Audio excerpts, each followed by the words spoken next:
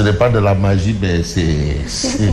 Voilà, je ne sais pas. Si on peut commencer par Tribune Quotidien, le quotidien du groupe des médias qui parle justement de cette situation des accidents, qui fait le point des accidents. On est quand même à un nombre assez important, à une durée bien déterminée, parce que tout ça aussi, ça rentre dans le cadre de faire le point de l'actualité et la route qui continue bien entendu de faire des victimes.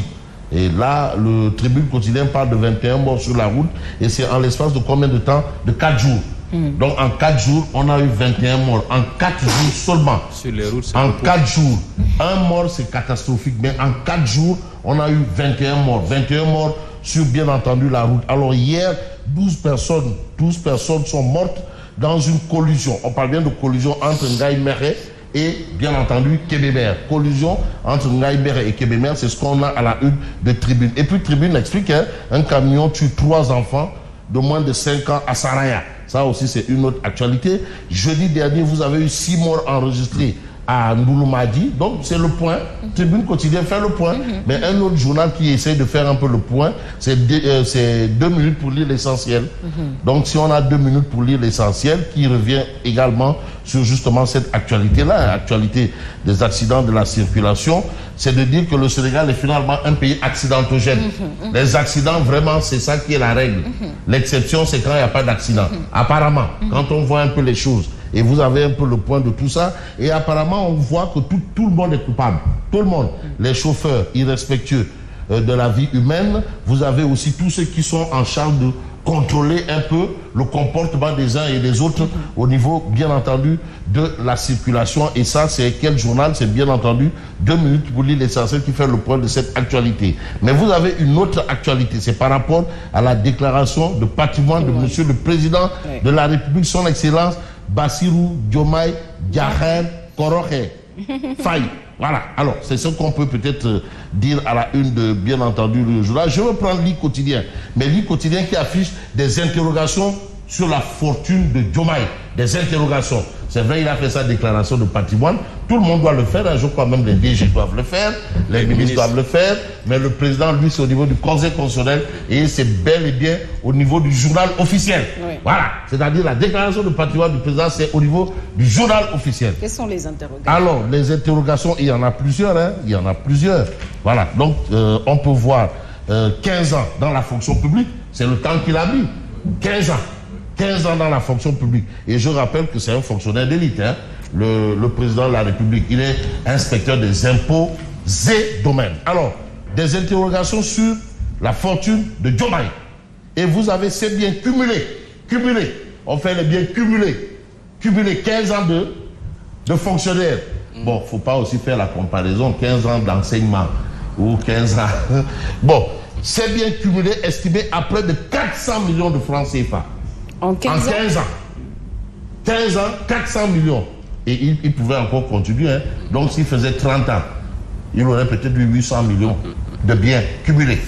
Bon, ce n'est pas forcément le cas. Mais tu sais, parfois, comme nous ne sommes pas allés à l'école, on essaie de faire des estimations. Mais on dit c'est bien cumulé, estimé à près de 400 millions de francs CFA. Bon, vraiment, les enseignants, bouchez-vous les oreilles. Les enseignants, bouchez-vous les oreilles. Pourquoi alors, les enseignants? Comment... Non, c'est-à-dire, moi, j'adore, parce que Khalisou enseignement. C'est ça qui a ngénté ce bail. C'est l'argent de l'enseignement, parce que moi, je ne m'identifie qu'à cette fonction-là, enseignant. Voilà, donc c'est ça qui a ngénté ce bail. Voilà. Maintenant, ce bail, bon, c'est le Khalis ou autre chose qui m'a ngénté. Voilà. Bon. Comment il a pu acquérir ce patrimoine en 15 ans de carrière? 15 ans de carrière dans la fonction publique. Fonctionnaire. 400 millions, bien cumulés. Comment il a pu, en 15 ans, obtenir tout ça? Ça, c'est parmi les interrogations que nous avons, bien entendu, dans Mais il faut poser la question. Quotidien. Il faut poser la question au directeur de cabinet du chef de l'État. Ah, monsieur le directeur de cabinet. Qui disait quoi? Non, lui... Un fonctionnaire ne peut pas être riche. Non, le directeur de cabinet, non, un ministre. Un ministre Ne peut pas être riche. Monsieur Marie Théonian. Si vous voyez un ministre riche, c'est que c'est un voleur. Lui, il vous dit que moi, j'ai fait ma déclaration de patrimoine en entrant dans le gouvernement. Et quand je suis sorti, je me suis rendu compte que mes biens avaient diminué drastiquement. Donc, on t'impose de la politique et finalement tu perds au change. Donc, il t'explique que si vous voyez un ministre riche, c'est que c'est un voleur. Un ministre riche avant de devenir ministre. Ah, en tout cas, à moins. Mais tu iras dans le gouvernement, tu es ministre de la République, tu es riche, donc tu es un voleur. Et même quand tu rentres riche là, ce qui est sûr, normalement, comme on t'impose maintenant la politique, si tu sors, tu dois perdre un peu quand même. Lui, il en a perdu. Donc, c'est ça. Mais aujourd'hui, on a quelqu'un qui a fait 15 ans comme fonctionnaire. Juste 15 ans. 15 ans. Bon, les enseignants, bouchez-vous les oreilles. Hein. Voilà, 400 millions. Les privilèges des inspecteurs des impôts et domaines en question. Voilà, ils ont des privilèges, peut-être que d'autres n'ont pas. D'autres fonctionnaires. Voilà. Eux, ils ont des privilèges que d'autres fonctionnaires n'ont pas. Bon, après, on va dire quoi? On va dire que bon, c'est la situation, hein. Mais situation oblige, vous avez l'info qui nous dit par exemple que Bassirou Diomaye Faye est liquidement, Robert, il n'a rien. Il est pauvre en argent, mais riche en halal. En biens immobiliers et en biens matériels, vraiment, il est riche. Certains ont souligné même ses dettes. Voilà, il a même des dettes. Parce que aussi, tu sais, auprès des banques, tu as déjà vu une banque qui prête à celui qui n'a pas d'argent. Mais la banque ne prête qu'aux riches. Et d'ailleurs, même plus tu as les moyens, plus on te prête. Hein? C'est-à-dire, si une banque doit prêter à... Il ne va pas lui prêter ce qu'il me prête, moi. Moi, si la banque me prête là, la banque ne va pas prêter à... Pour toi, c'est de maudiques sommes. Non, pour moi, c'est des Wetitigoumba. Mais de toutes les façons, vous avez aussi le peuple quotidien qui parle de patrimoine du président Diomaye, les insuffisances d'une déclaration. Mais même le journal Les Échos, par exemple, entre-temps, il y a même la voiture qu'il a acquis, mais qui a disparu.